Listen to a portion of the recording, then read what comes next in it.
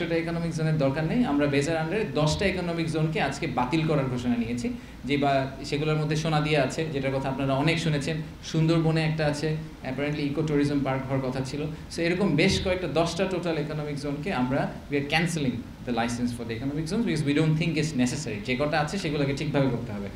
আর এই সাথে আরেকটা জিনিস নিয়ে আমরা কথা বলেছি, সেটা হচ্ছে যে ভবিষ্যতে যখন ইকোনমিক জোন ডিটারমিন করা হবে, তো সেই ইকোনমিক জোন ডিটারমিন করার যে প্রসেসটা, এটা প্রচণ্ড সাবজেক্টিভ এই মুহূর্তে, এবং বেজা ইউনিল্যাটারালি অনেক সময় ইকোনমিক জোন ডিক্লেয়ার করে ফেলতে পারে প্রধান উপদেষ্টার কার্যালয় বা প্রধানমন্ত্রীর কার্যালয়ের সাপোর্টে। বাট আমরা যেটা মনে করি যে এটা করলে যেটা সমস্যাটা হয়, সেটা হচ্ছে যে ইকোনমিক জোন ডিক্লেয়ার করার পরে যখন গ্যাস, পানি এবং মিনিস্ট্রি অফ এনভায়রনমেন্টের কাছ থেকে এনভায়রনমেন্ট পারমিট নিতে যায়, ওই পারমিশনগুলো আর পাওয়া যায় না এবং তাদের থেকে ওই বাইনগুলো থাকে না।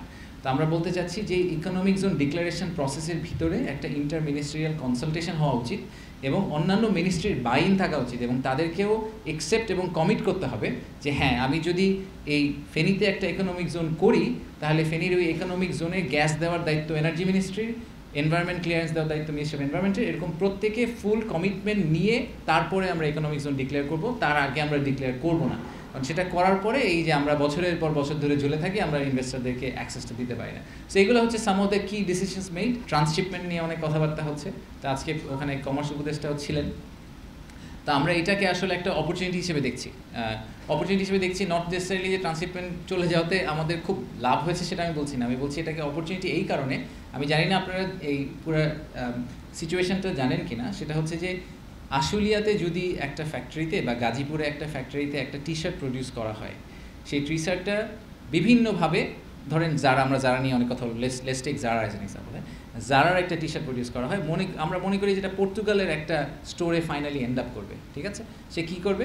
তার হাতে কয়েকটা অপশান আছে। একটা হচ্ছে সে আশুলিয়া থেকে ঢাকা এয়ারপোর্টে আসবে, তারপর ঢাকা এয়ারপোর্ট থেকে ফ্লাই করে পর্তুগাল যাবে, পর্তুগাল যেয়ে বা পর্তুগালের কোনো ওয়্যার হাউসিং একটা সিটিতে যাবে, সেখান থেকে ওই স্টোরে চলে যাবে।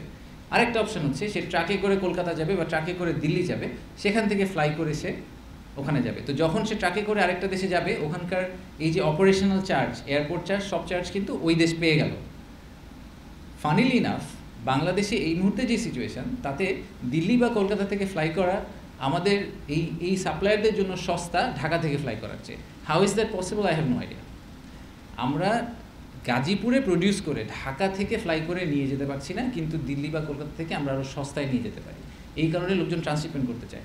তো এইটাকে আমি এই কারণে অপরচুনিটি হিসেবে দেখি যে আমাদের তো এখন অপশন নেই, আমরা এখন আর কলকাতা দিল্লিতে যেতে পারবো না। সো আমাদের ঢাকা এয়ারপোর্টকে আরও অনেক এফিসিয়েন্ট করতে হবে, তাহলে আমরা বিজনেসটা লুজ করবো। তো ঢাকা এয়ারপোর্টকে এফিসিয়েন্ট করার একটা সুযোগ পাওয়া গেছে, সিলেট এয়ারপোর্টকে এফিসিয়েন্ট করার সুযোগ পাওয়া গেছে, সৈয়দপুর, কক্সবাজার, লালমনিরহাট বেশ কয়েকটা এয়ারপোর্টকে রিইউটিলাইজ করার একটা সুযোগ পাওয়া গেছে। সো এই অপরচুনিটিটাকে হাতে নিয়ে আমরা ট্রাই করব যে এই ধাক্কায় আমরা কোনোভাবে এয়ারপোর্টগুলোকে আরেকটু এফিসিয়েন্ট, আরেকটু অ্যাক্টিভেট যদি করতে পারি, তাহলে হয়তো আমাদের ওভারঅল ইকোনমির জন্য this will turn out to be a good outcome in the long run.